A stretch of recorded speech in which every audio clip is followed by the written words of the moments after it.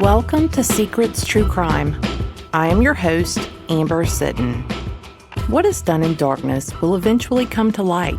That is the purpose of this podcast, to shine light on the story of Susan Osborne and her 14-year-old son, Evan Chartrand.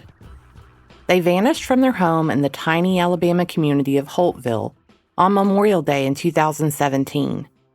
They haven't been seen or heard from since, and their bodies have not been found. This is episode 12 of a serial podcast with each episode building upon the previous. If you have not listened to episodes 1 through 11, please stop and listen to it first, or you probably won't understand what's happening in this episode. Listener discretion is advised. While this podcast does not contain foul language, the subject matter may involve violence, sexual content, murder, and adult themes. It's not suitable for younger listeners. If you know or have known Jerry, or knew Susan after she was married to Jerry, I want to hear from you. Someone knows something. Information you may think is small or insignificant could make a difference in this case, and you can remain anonymous. secretstruecrime@gmail.com. I also want to thank those of you who have contacted us after the last episode. We received a lot of high-quality information and are working our way through it. We are going to discuss Jerry Osborne quite a bit in this episode, and we are going to offer a lot of speculation. I want to reiterate that Jerry Osborne has maintained his innocence. To my knowledge, he still claims that Susan and Evan left their home with another man.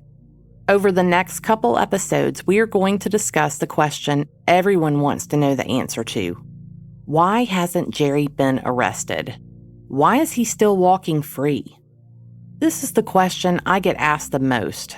It is also one of the questions I think about often. While I don't know the answer to these questions, I've spent an enormous amount of time researching murder convictions when the victims' bodies are missing. We are going to look at what it takes to successfully investigate and prosecute a case like this. This is going to be a 2-part episode, and part 2 will be released on August 8th. I've put this topic off for a while. These questions alone can be interpreted as a criticism of the Elmore County Sheriff's Office, the investigators working on this case, and of the District Attorney's Office, and that is something that has no place in this podcast about Susan and Evan. I want to address this head-on before I go any further into this episode. I have no criticism of the investigators working on this case. As a matter of fact, what I've seen to date gives me confidence they've done exactly what they're supposed to do. So why is Jerry still walking free? I think the simple answer is because Susan and Evan's bodies have not been found. Yet. A victim's body is usually the single most important piece of evidence in a murder case. If their bodies weren't missing, I believe we wouldn't be discussing Jerry being free. Corpus delicti is a term from Western jurisprudence that refers to the principle that it must be proven that a crime occurred before a person can be convicted of committing that crime. It is a Latin word that translates to body of the crime. The term and the concept apply to all crimes, but it is one of the most important concepts in a murder investigation. Wikipedia sums it up pretty simply. When a person disappears and cannot be contacted, many police agencies initiate a missing persons case. If during the course of the investigation, detectives believe that he or she has been murdered, then a body of evidentiary items, including physical, demonstrative, and testimonial evidence, must be obtained to establish that the missing individual has indeed been murdered before a suspect can be charged with homicide. The best and easiest evidence establishment in these cases is the physical body of the deceased. However, in the event that a physical body is not present or has not yet been discovered, it is possible to prove a crime took place if sufficient circumstantial evidence is presented to prove the matter beyond a reasonable doubt. This is exactly the course I believe this investigation has taken. Susan and Evan were reported missing, but I'd say that within minutes, the investigators had serious concerns for their well-being. They found evidence of foul play on day 1, including blood evidence, but they have been unable to locate their bodies.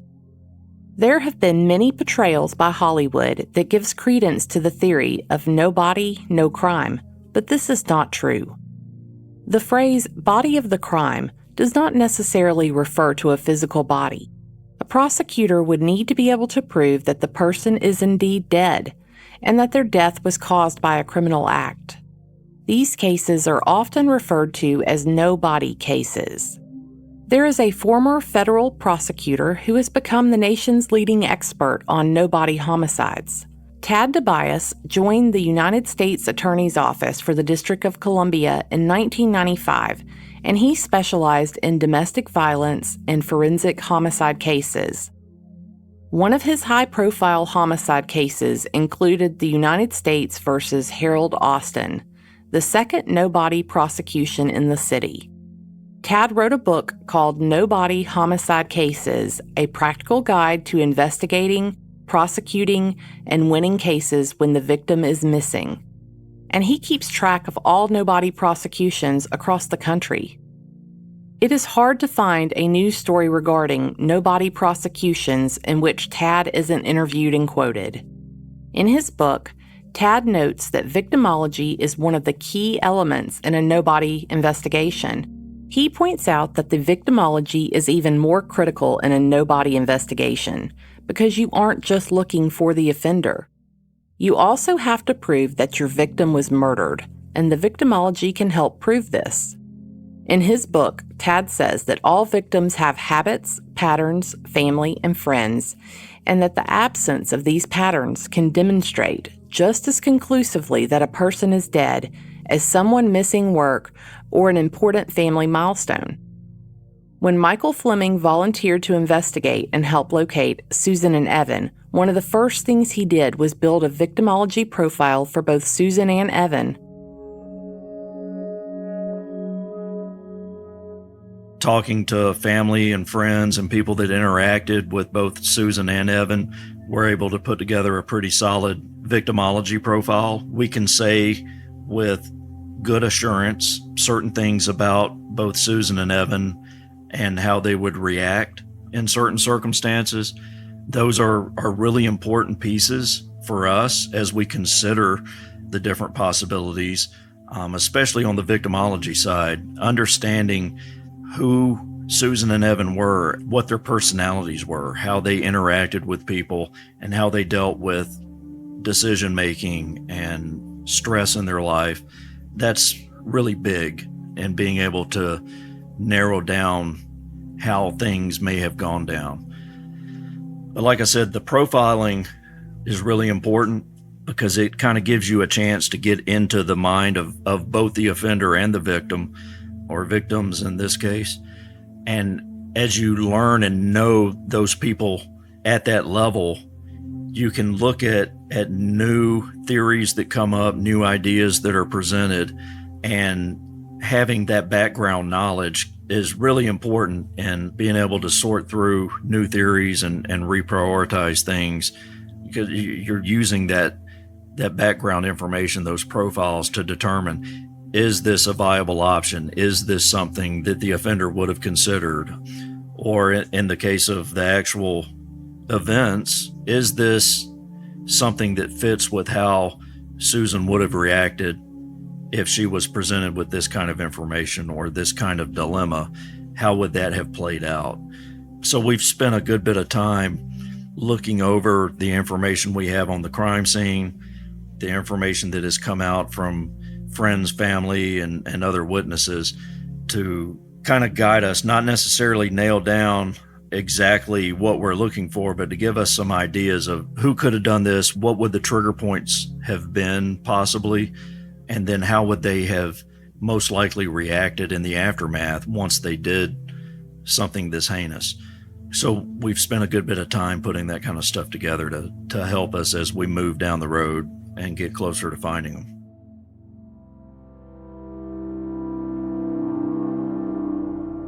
I'm going to share with you the profiles that Michael built for Susan and Evan.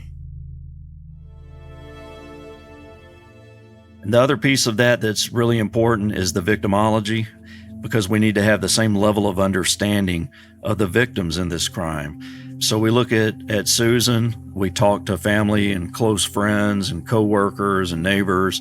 And from all of that, we know that she was a very likable person. She was fun to be around, but she wasn't necessarily the center of attention. She tended to be reserved and private. She kept things to herself. She had a limited number of close friends. She has been hurt in the past. She's had relationships in the past that went sideways, and she got hurt in the process. She's made some bad decisions, but she's attempted to learn and move on and better herself. In every case where we've talked to someone that knew Susan, we know that she loved her children without question, and she did everything she could to provide and protect for them. Sometimes the decisions she made, in hindsight, we can look back and say, yeah, that probably wasn't the best decision. But in the heat of the moment, at the time, she felt like she was making the right decisions to protect her kids, even if it wasn't necessarily the best decision for her personally. We know she was law-abiding. She was not violent. She drank socially on periodic occasions. She internalized stress and failures. She took those things personally, but she would rarely involve someone else unless she saw no way for her to recover on her own. And she had a strong desire to find a way to make it on her own. She also had a borderline dependent and submissive personality. She tended to defer to a strong male influence, but she could be vocal and defensive, especially when it came to her kids. And then, of course, we also have to look at Evan. Evan was quiet, reserved, but once he got comfortable with someone that he knew, he was prone to being silly. He liked to make people laugh. He was very attentive, very intuitive, likable, empathetic towards others. He wasn't aggressive. He wasn't a bully in school. He loved his mother deeply. He was very devoted to her. He went out of his way to help her with things around the house and to bring her happiness.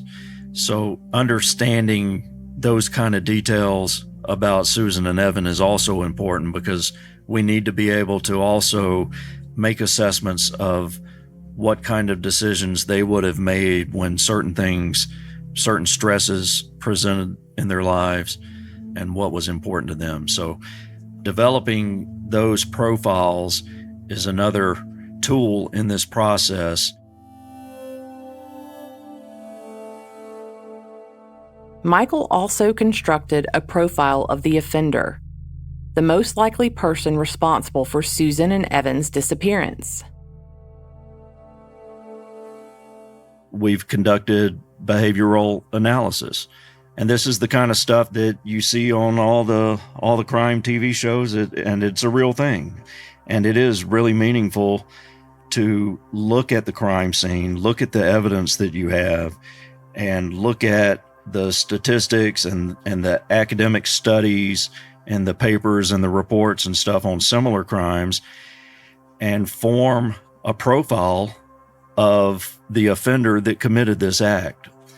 And going through that process on this case, a lot of it depends on the academics, the studies that are out there, and that stuff that you've covered. In episode 10, you talked about spontaneous domestic homicide and some of the stats that go along with that, knowing that 65% of victims in these cases have had an intimate relationship with the offender.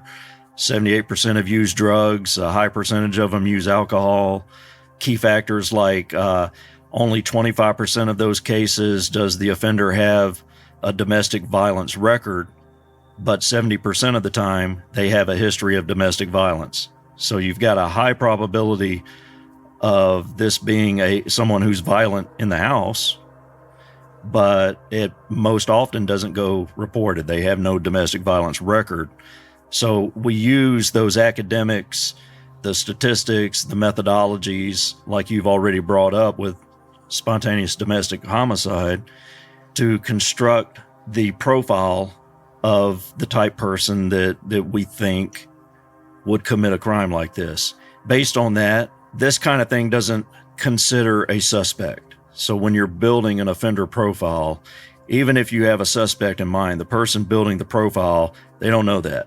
All they know is the crime scene, the evidence, what is actually there that has been discovered.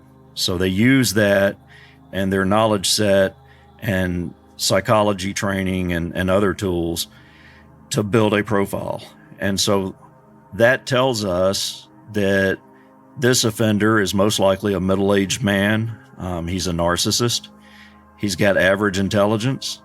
He may have a military or law enforcement background and some training.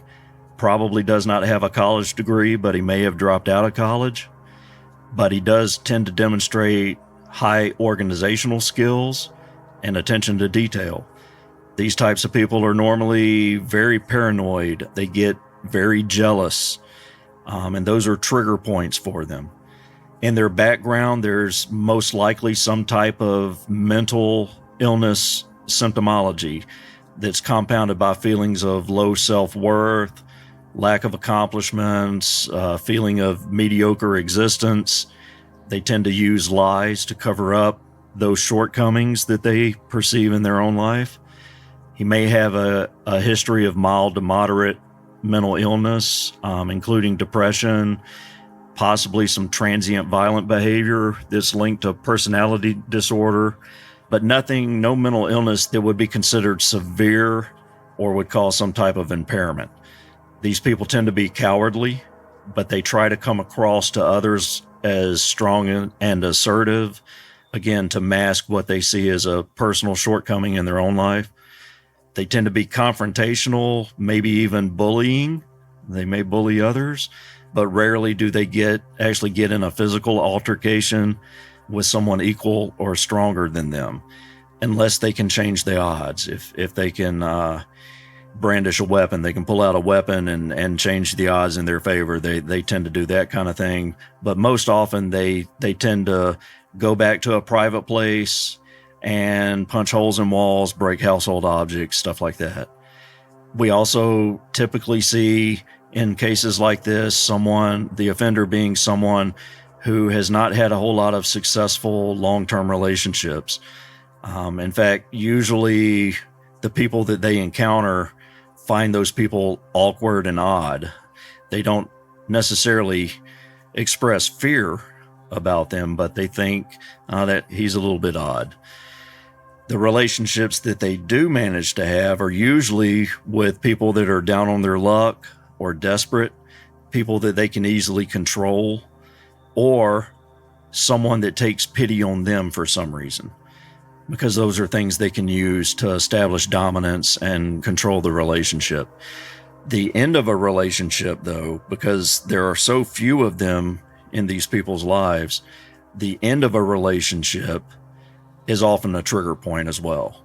But this offender may have ended a previous relationship to hide or escape a major failure on his part, something like financial trouble, loss of job, something like that. He doesn't want to have other people recognize what he already sees as shortcomings in his life. So he may have ended a relationship in the past to try to hide that or escape it.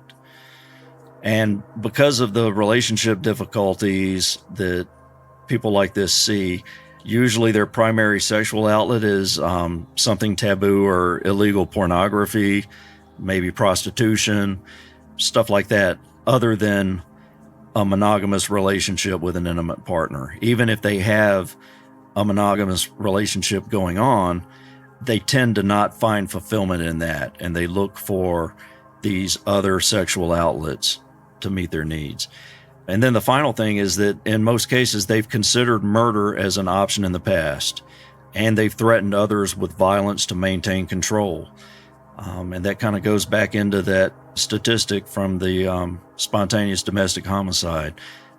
But they're typically very careful about it, and this offender probably has no criminal record or felony convictions for any of that. So it's one of those cases where, like I mentioned earlier, 25% of the time they have a domestic violence record, but in 70% of the cases, there actually has been unreported violence going on in the home. So having an offender profile like that Obviously, that tells us the type of person that we would consider a suspect.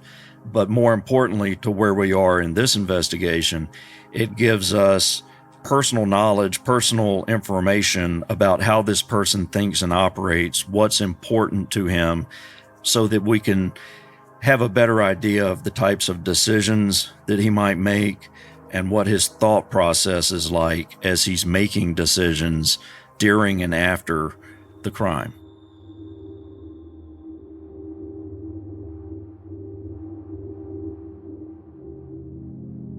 Michael's profile fits many of the descriptions we've been given of Jerry to a T, but there is one thing he said that really jumped out at me. He said that the offender had probably considered murder as an option in the past. Here is Holly describing a phone call she received from Susan. You've heard it before, but I think what is described is pretty significant. Susie called me up one day and said that she had found something interesting. She had found her boat listed on Craigslist for sale. Jerry had listed her boat for sale, and when they bought the boat, like I said, it needed work. She put a lot of time and effort into this boat. She put a new seat in it. She just loved doing it. She was like, I actually have a boat for us to take out on the water now, and she put the new coating inside the boat. I mean, she redid the entire thing, had it looking really nice. And with this ad that she found on Craigslist where Jerry had evidently listed her boat for sale without her knowledge, not only did it have her boat listed for sale, but in the description she was reading me, it was telling on Craigslist when he would be at work and when his wife would be home alone. And then had a Google map with directions to their house. Okay, so it almost, and I told her specifically, I said, that's weird. I said, that almost sounds like a setup, like he's having you killed or something. She said, I know, that's what I was thinking. She said, so I told him, I said, he better either take that ad off or said, if he sells my boat, then I'm selling his motorcycle. She said, so he removed the listing after that. I said, that sounds like a setup then. I said, why would he have a map with directions to your house and then be telling people when you're home alone and when he's at work? I said, that's weird. I've speculated in prior episodes that I thought it was possible that Jerry did plan the disappearances of Susan and Evan, and that while he was planning it, maybe something occurred that caused the disappearance to happen sooner than what Jerry anticipated. Maybe he didn't have a comprehensive plan in place yet. Could this crazy Craigslist ad be another indication of this?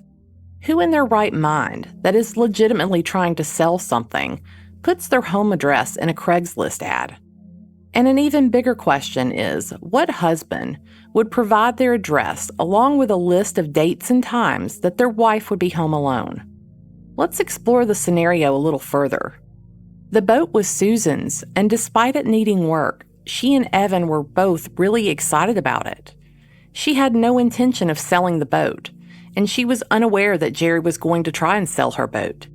So just picture in your mind what it would have looked like when a stranger knocked on her door to tell her that they were there to check out the boat that she had advertised on Craigslist.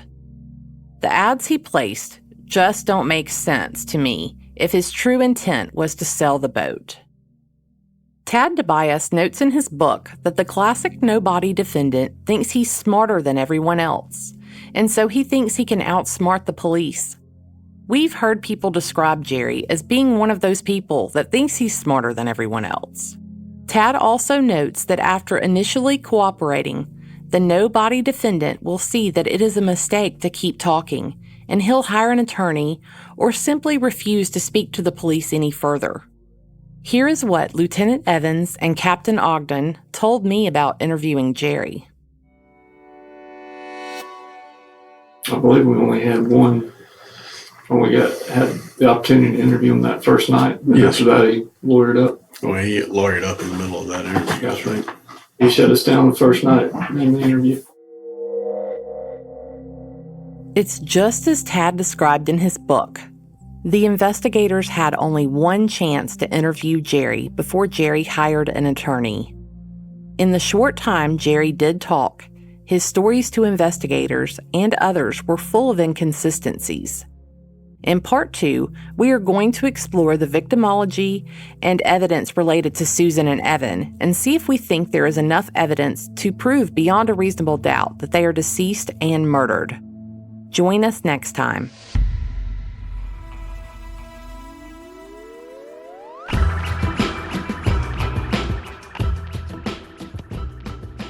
Thank you for listening to Secrets True Crime. If you have any information that could help in solving the disappearance of Susan Osborne and Evan Chartrand, please call the Elmore County Sheriff's Office at 334-567-5546. You may also email me at secretstruecrime@gmail.com. Like Michael said, even the smallest amount of information could be the missing piece that could change everything. You can be anonymous. I want to say thank you to those who have contacted me with information and who've reached out to encourage me. Each of you has provided a tremendous amount of help, and you are making a difference in this case. Not only am I appreciative, but Susan and Evan's families are thankful as well. If you are enjoying this podcast, please let us know by giving us a 5-star rating and review in Apple Podcast.